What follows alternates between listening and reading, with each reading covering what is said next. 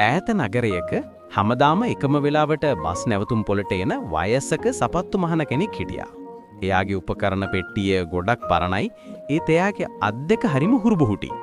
දවසක් ලොකු කන්තෝරුවක වැඩ කරන මහත්මයෙක් තමන්ගේ ගැලවෙන්න ආපු සපත්තුවත් අරගෙන මෙයා ළඟට ආවා.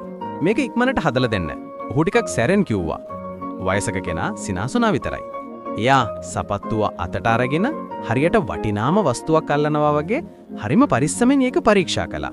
ඊට පස්සේ එයා එකින් එක නූල් පටවලා ඉන්දිකටුවෙන් හරිම පිළිවෙලට මහන්න ගත්තා. අර මහත්මයා උරලෝසුව දිහා බැලුවා.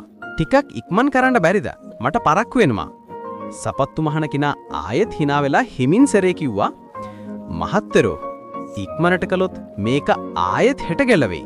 මම මේක මහන්නේ ආයෙත් කවදාවත් ගැලවෙන්නේ නැති වෙන්න. ඔහු හැම ඉන්දිකටු පාරක්ම හරිම අවධානයෙන් මැහුවා. විනාඩි 10කින් සපත්තුව අලුතෙන්ම ගත්තා වගේ වුණා. ඒ මහත්මයා සල්ලි දීලා යන්න හදද්දි වයසක කෙනා කිව්වා, මහත්තයෝ අපි කරන දේ කොච්චර පොඩි වුණත් කමක් නැහැ. ඒක හරියටම කරන එකයි වටින්නේ.